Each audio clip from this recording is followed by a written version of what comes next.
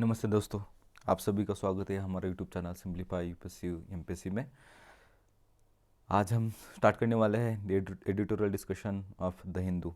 तो fleet electrification to tackle urban pollution. तो हम सबको पता है कि अर्बन पोल्यूशन अब दिल्ली, मुंबई इन जैसे बड़े शहरों में बहुत तेज़ी से अब बहुत एक सिग्निफिकेंटली डेंजरस लेवल पे हो रहा है। तो उसको टैकल करने के लिए क्या करना चाहिए? तो हमें सबको पता है कि 3-4 चीज़ें इसके कॉजेस रहते हैं, जैसे कि ट्रांसपोर्टेशन हो गया, अर्बन कंस्ट्रक्शन हो गया, या फिर अर्बन पेरी अर्बन एरियाज़ में जो एग्रीकल्चर हो रहा है तो वहाँ पे स्टबल बर्निंग हो गया। फिर जो कुछ जियोग्राफिकल रीजंस होते हैं जहाँ पे एयर ट्रैप हो जाता है जो due to the factors of location of that city, ये एक इम्पॉर्टेंट फैक्टर है। तो हम इसको कैसे कम कर सकते हैं? तो यहाँ पे गवर्नमेंट ने कुछ स्कीम्स बनाती है, जैसे कि नेशनल क्लीन एयर प्रोग्राम है, एयर क्वालिटी मॉनिटरिंग प्रोग्राम है। उसके तहत हर जगह पे डिजिटल बोर्ड्स लगाए गए जहाँ पे एयर क्वालिटी लोगों को पता चले, PM2.5 कितना है, PM10 कितना है पता चले। और इस एडिटोरियल में हम यही डिस्कस करेंगे कि ये जो अर्बन पोल्यूशन है उसका और ट्रांसपोर्टेशन सेक्टर का क्या रिलेशन है और उसको हम कैसे कम कर सकते हैं।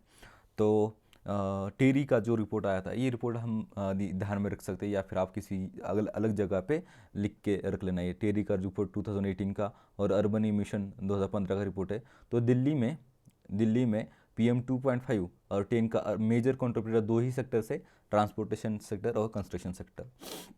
नेक्स्ट जो है इसमें बताया कि आगे चल के क्या होने वाला, आगे चल के सिनेरियो क्या रहेगा। तो आगे चल के सिनेरियो और भी डेंजरस होने वाला है। अभी हमारे इंडिया में 70 लाख ट्रक्स हमारे इंडिया में ऑलरेडी रनिंग है, और हर एवरी ईयर 9 लाख नए ट्रक्स ऐड हो रहे हैं। तो 2050 तक ये ट्रक का जो फिगर है जब लगभग 1.7 करोड़ तक जाने वाला है, 1.7 करोड़ तक जाने वाला है।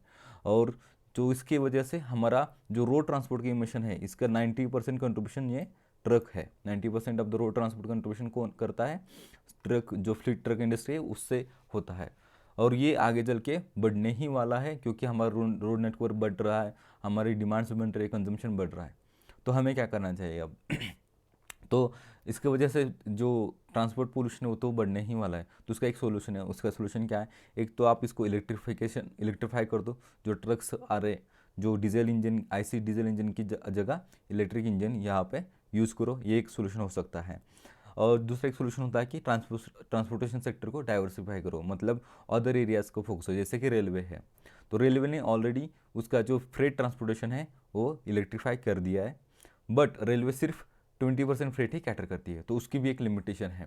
तो हमें जो इलेक्ट्रिक व्हीकल पेनिट्रेशन है ट्रक के बारे में, उसको हम बढ़ाना चाहिए। तो ये यहाँ पे बोलता है कि जो 3 व्हीलर्स है उसमें हमारा 50% जो है जो पेनिट्रेशन है 50% 3 व्हीलर्स में है।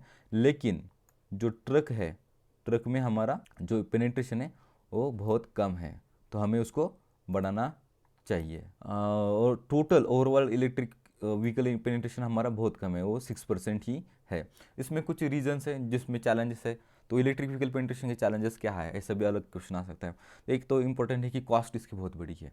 मतलब अगर नॉर्मल डीजल ट्रक 40 लाख का आ रहा है तो इलेक्ट्रिक ट्रक के लिए 1.5 करोड़ तक कॉस्ट चली जाएगी। सेकंड जो है कि यहाँ पे चार्जिंग इंफ्रास्ट्रक्चर बहुत ज़्यादा नहीं है, मतलब उसका भी इंफ्रास्ट्रक्चर बढ़ाने की ज़रूरत है। तीसरा जो है उसका जो कैपेसिटी रहती है, एक चार्जिंग पे कितना चलेगी, वो भी अभी मतलब ये जो पर्सनल व्हीकल्स है उसका भी कम है, मतलब 200 किलो। तो लोगों का जो यूज़र्स है उनके दिल में थोड़ा सा संदेह है इसके बारे में। ये 3-4 चैलेंजेस आप लिख सकते हैं। अभी आज की क्या ज़रूरत है? तो आज की ये ज़रूरत है कि हम ये जो ट्रक है, जो हम मोस्ट ऑफ द पोल्यूशन जो कंट्रीब्यूट करते हैं उनको हम इलेक्ट्रिक करें, इलेक्ट्रिक ट्रक पे हम शिफ्ट हो जाए।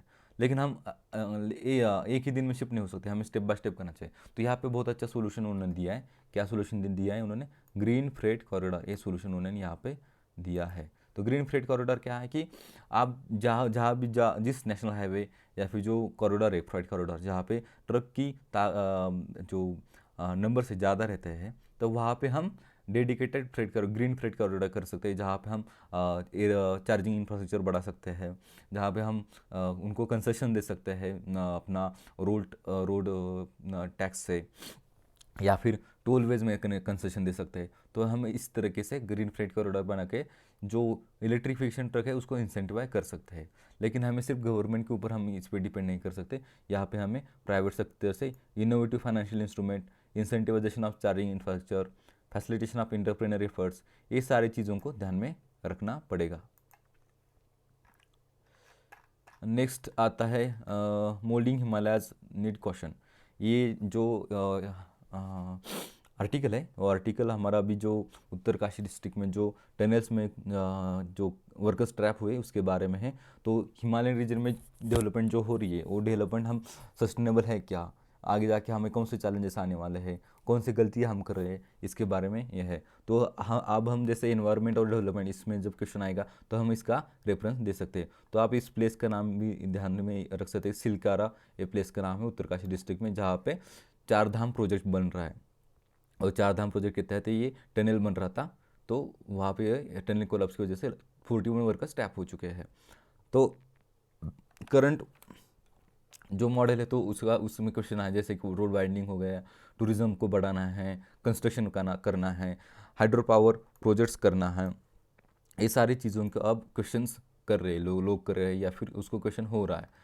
और जैसे कि इंडियन हिमालयन रीजन जो है वो हमारा नेचर कैसा है उसको भी जानने की ज़रूरत है। तो Indian Himalayan region one of the youngest mountain है, अभी उसका फॉर्मेशन स्टेज में चल रहा है।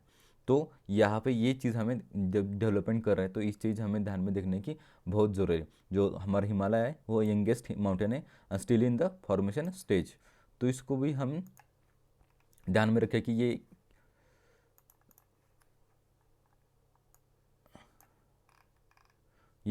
हाँ ये चीज़ जियोलॉजिकल स्टडीज जो है इसमें ये चीज़ ध्यान में रखनी चाहिए। फिर इसमें आता है कि जो भी टनल हो रहा है तो NHAI क्या कर रहा है, मतलब NHAI सेफ्टी प्रोटोकॉल्स फॉलो कर रहा है कि नहीं कर रहा है, जो जिसको भी टेंडर दिया है कंपनी वो सेफ्टी प्रोटोकॉल फॉलो कर रही है कि नहीं कर रही, इसको भी हमने ध्यान में रखना चाहिए। सेकंड चीज़ आती है यहाँ पे कि एनवायरमेंटल इम्पैक्ट असेसमेंट, उसको हम कितने सीरियसली लेते हैं, इसके भी एक बहुत इंपॉर्टेंट क्वेश्चन है। क्योंकि बहुत बार ऐसा होता है कि प्रोजेक्ट को प्रोपोनेंट जो है तो एप्लीकेशन सबमिट कर देते हैं और उसको एक टाइम लिमिट में अप्रूव कर देते हैं गवर्नमेंट। तो एनवायरमेंट इम्पैक्ट असेसमेंट सीरियसली होता है क्या, उसका जो रिट्रेसल दिया है, सजेशन दिया है, उसको इम्प्लीमेंट किया जाता है क्या, इसके बारे में भी देखने की बहुत इंपॉर्टेंट ज़रूरत है। अभी जैसे कि इसमें चारधाम प्रोजेक्ट, अभी जो 900 किलोमीटर का जो चारधाम प्रोजेक्ट है, उन्होंने क्या किया इसमें कि एक प्रोजेक्ट का एक EI रिपोर्ट ना बना के उन्होंने 53 छोटे छोटे EI प्रोजेक्ट बना दिए।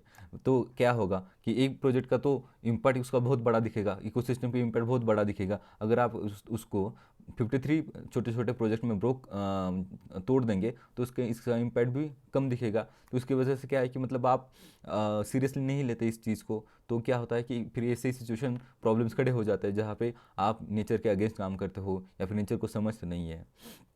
तो ये भी चीज़ हम अपने एसेज में लिख सकते हैं, या फिर ये चीज़ हम अपने इथिक्स के आंसर्स में लिख सकते हैं, GS के आंसर्स में लिख सकते हैं।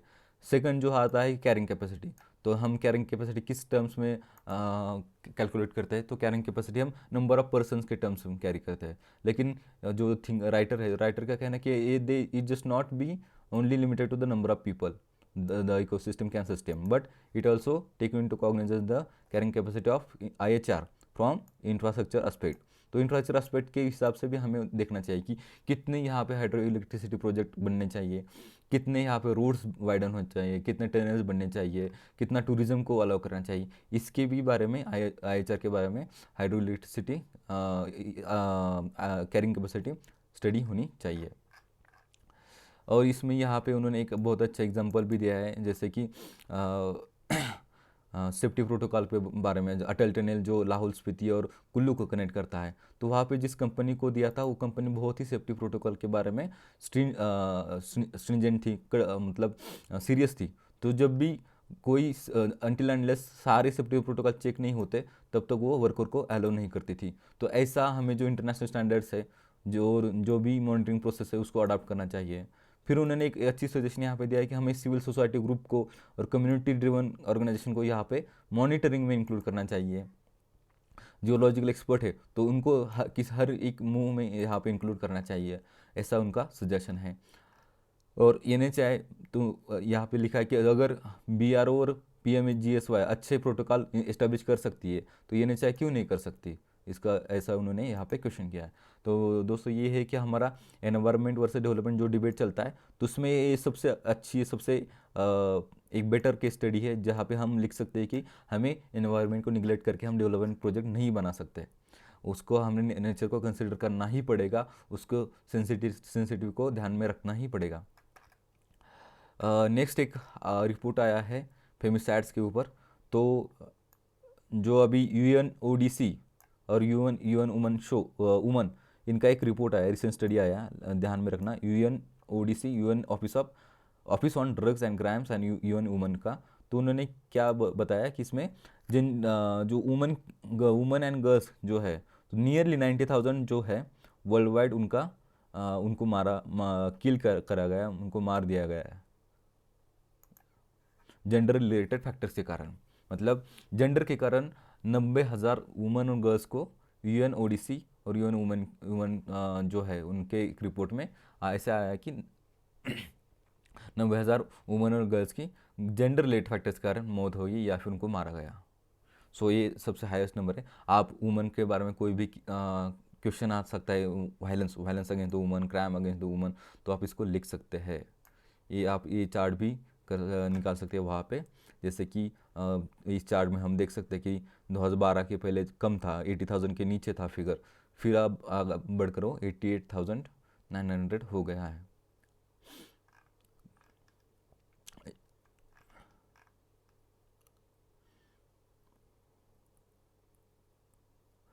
तो दोस्तों यही है आज का एडिटोरियल डिस्कशन। तो यहाँ पे हम रुकते हैं, मिलते हैं नेक्स्ट वीडियो में।